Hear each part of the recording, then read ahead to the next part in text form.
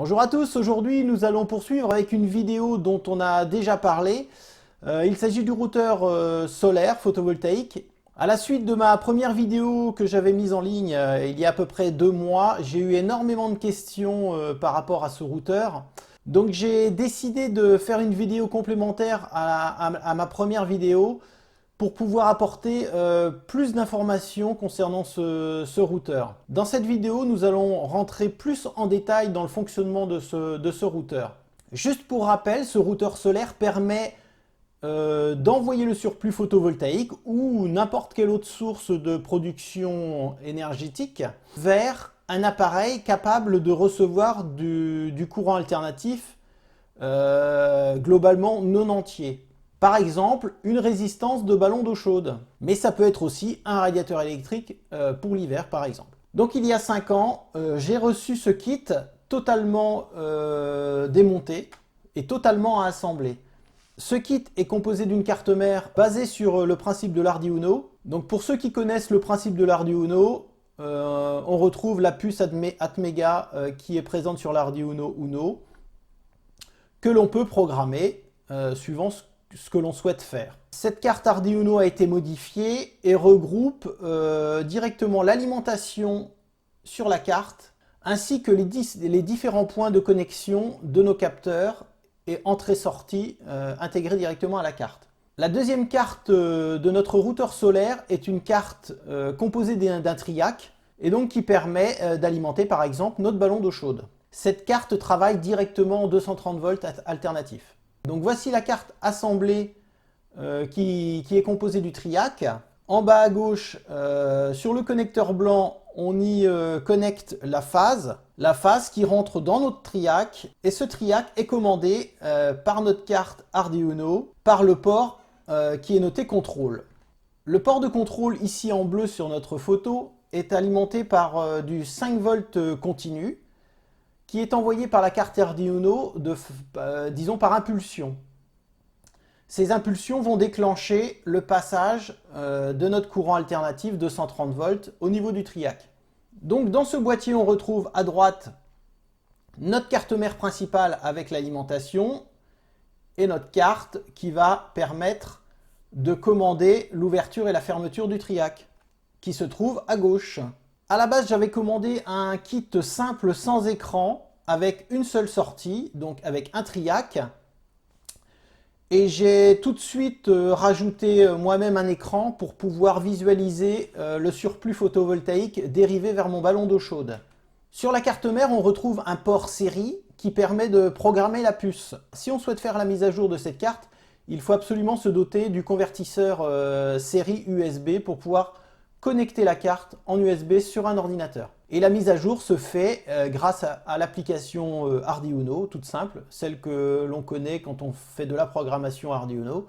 Comme c'est la même puce, le programme est du même type. Sur ce schéma de principe, je vous explique comment j'ai connecté mon ballon à mon routeur. Pour commencer, le routeur est alimenté sur une prise classique d'énergie, 230 volts alternatif. Ce courant alternatif rentre à l'intérieur du routeur et est transformé en courant continu en 6 volts grâce au petit transformateur qui est intégré à la carte. Toute la carte est alimentée en courant continu. La seule partie de ce routeur qui est alimentée en 230 volts alternatif, c'est la petite carte qui comporte notre triac. Une pince ampère métrique est donc connectée via un mini jack sur le côté gauche de notre routeur. C'est elle qui va détecter le sens du courant, à savoir s'il y a du courant sortant ou pas. Dès que cette pince va détecter du courant sortant, elle va activer le triac grâce à une tension de commande de 5 volts, plus ou moins rapide suivant le courant qu'il y a à sauver. Dans ce cas-là, la petite ampoule rouge qui se situe à côté de l'entrée de notre pince ampère métrique va clignoter plus ou moins vite suivant le courant qui va être sauvé. Le petit bouton blanc en bas à gauche de notre routeur permet de régler le mode de fonctionnement de notre routeur. Alors il faut savoir qu'il y a 2 modes de fonctionnement. Le mode Burst Fire, qui est le mode par défaut, et le mode Trigger. Le mode Trigger a été créé suite à des petits problèmes de parasitage du mode par défaut. Donc quand le premier mode par défaut, Burst Fire, fonctionne très bien, on n'a aucun intérêt à passer sur le deuxième mode. Pour vous expliquer comment fonctionne le délestage, eh bien, dans le mode par défaut Burst Fire, si on regarde le petit graphique, en fait, on va remplir plus ou moins notre sinusoïde alternative suivant bien l'énergie qu'il y a à sauver. Si on dispose d'un ballon électrique avec une résistance de 2000 watts par exemple, et que nous avons 1000 watts de surplus photovoltaïque, eh bien, dans ce mode, la sinusoïde ne sera remplie qu'à moitié et le routeur enverra 1000 watts vers notre résistance du ballon électrique. Dans ce cas, notre petite lumière rouge de notre routeur s'allumera autant de fois qu'elle sera éteinte. Elle sera 50% allumée, 50% éteinte. Et ceci toutes les 10 millisecondes, puisque dans un courant alternatif en France à 50 Hz, le courant alternatif change 100 fois de sens en une seconde. Plus la lumière va rester allumée longtemps, plus nous aurons d'énergie sauvée et renvoyée vers le ballon d'eau chaude. Pour vous montrer le mode Triger, le deuxième mode, eh bien, le routeur travaille de façon différente. Il remplit une partie de la sinusoïde en entier. La sinusoïde positive et négative sont remplies en entier, mais de façon régulière tout au long de notre seconde en fait. Dans ce mode, la lumière qui montre le délestage de l'énergie en surplus clignotera beaucoup moins vite. Si pour vous le mode Burst Fire fonctionne très bien et n'engendre pas de soucis, il vaut mieux rester dans ce mode et éviter le mode Triger qui est un peu moins précis. En ce qui me concerne, j'ai un compteur Linky et ça ne pose absolument aucun problème. En pleine journée, quand j'ai du surplus photovoltaïque qui est renvoyé vers le ballon d'eau chaude, je n'ai absolument aucune consommation sur mon compteur Linky. Donc ça fonctionne très bien dans le premier mode.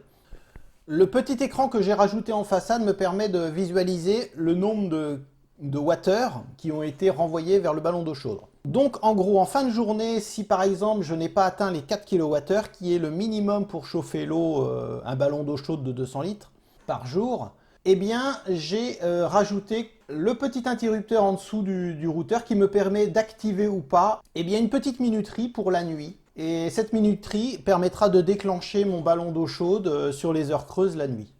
Donc à l'origine, je n'avais qu'une sortie, qu'un load, qui me permettait d'alimenter mon ballon d'eau chaude grâce au surplus photovoltaïque.